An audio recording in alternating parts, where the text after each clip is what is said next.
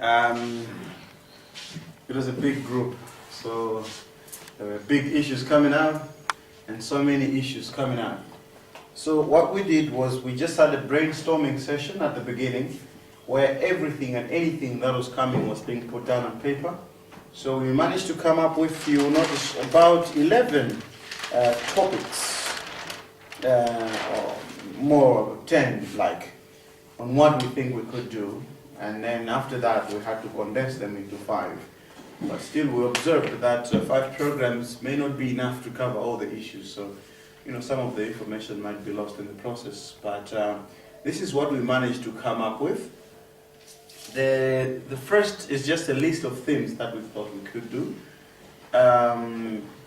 Theme number 1, definition of climate change. That's almost a program on its own, but we'll see what we did that later. 2, the conference of parties. This is not coming in order of the presentation of the programs, just it was a brainstorming session, as I said. So conference of parties, we would define the conference of parties, we would discuss what happens there, what are the issues that are raised at the conference of parties. Then we thought we would also look at the causes of climate change, and then the effects or impact of climate change. This one would be split into several groups, maybe the impact of climate change globally, and then the impact of climate change in Malawi, or the impact of climate change in particular communities within Malawi. The climate change in Malawi, now we're zeroing in on the Malawi scenario. How has climate change affected our country? And then we also looked at adaptation as a country. Now this, from here we're going to Malawi.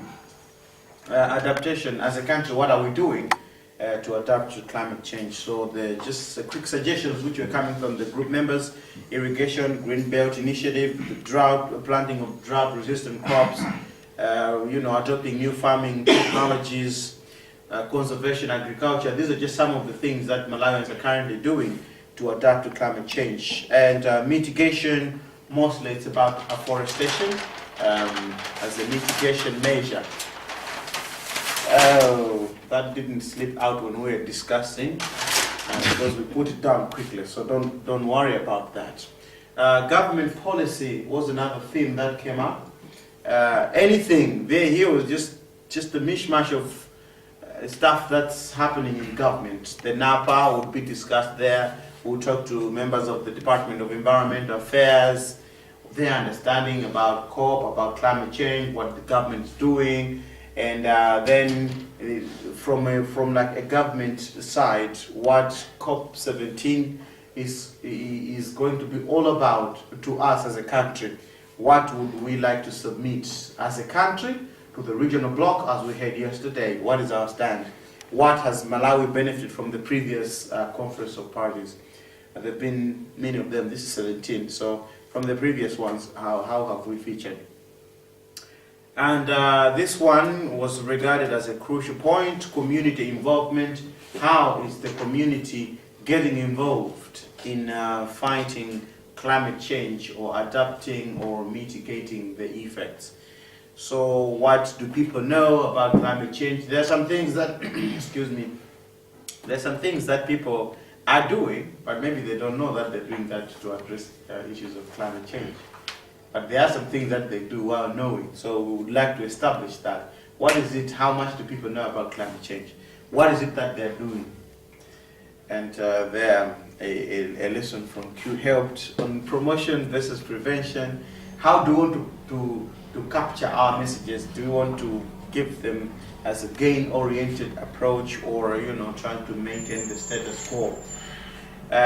What are the local initiatives that are in place on climate change? Chiefs trying to put some rules in the village and things like those. The effects of climate change and their relevance to the community. Another point was climate change versus gender equality or inequalities. We observed that apparently the effects of climate change are hitting one gender more than the other, and it was generally felt in the group that women or females are the ones who are suffering most. So we thought we would give a gender dimension to the whole climate change thing. Um,